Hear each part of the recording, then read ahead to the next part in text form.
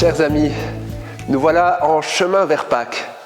En ce dimanche, nous commençons notre semaine sainte. C'est le dimanche des rameaux et de la passion de notre Seigneur.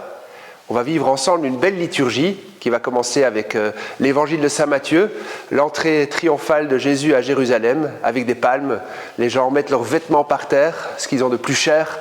Ils coupent des palmes dans les arbres pour acclamer le Seigneur qui vient. Hosanna, béni soit celui qui vient au nom du Seigneur. La liturgie nous invite à ouvrir nos portes, à accueillir le roi de paix. C'est lui qui entre à Jérusalem, non pas avec des armes, mais sur un âne. Tout simplement, humblement, un roi de paix sur un âne.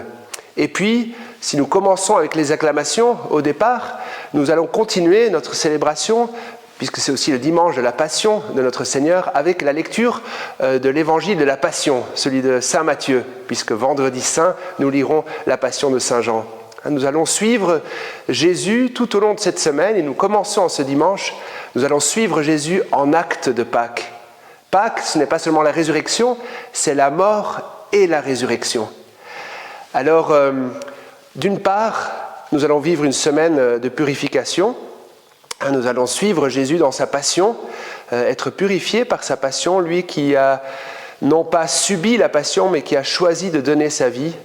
Ma vie, nul ne la prend, ma vie, je la donne. Et donc pour nous, vivre cette semaine de purification, c'est aussi consentir à donner notre vie à la suite de Jésus. Et en même temps, entrer dans la semaine sainte, c'est aussi un chemin d'illumination, parce que nous n'allons pas rester à regarder Jésus sur la croix, nous allons avancer vers Pâques, on a été illuminés de cette lumière pascale. Alors nous allons demander cette grâce en ce dimanche, en acclamant le Seigneur, en écoutant sa passion, de pouvoir le suivre en acte de Pâques, d'être vraiment à sa suite tout au long de cette semaine.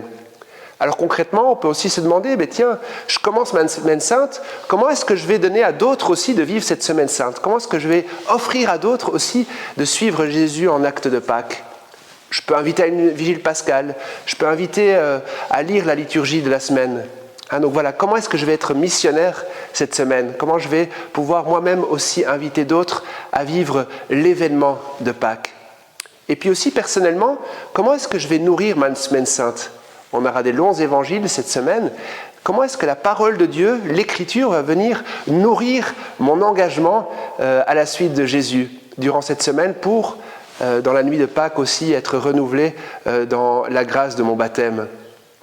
Donc voilà, inviter, soi-même se nourrir de la parole de Dieu, c'est vraiment une invitation que le Seigneur nous laisse en ce dimanche des rameaux, alors qu'il entre de manière glorieuse à Jérusalem, mais quelques jours plus tard, il sera mis en croix. Alors demandons au Seigneur cette grâce d'entrer aussi nous, pas par obligation ou par dépit dans cette semaine sainte, parce que voilà, chaque année il y a Pâques, donc il faut bien. Non, je choisis, Seigneur, à ta suite, librement, de moi aussi donner ma vie pour ressusciter avec toi. Bonne semaine sainte à vous.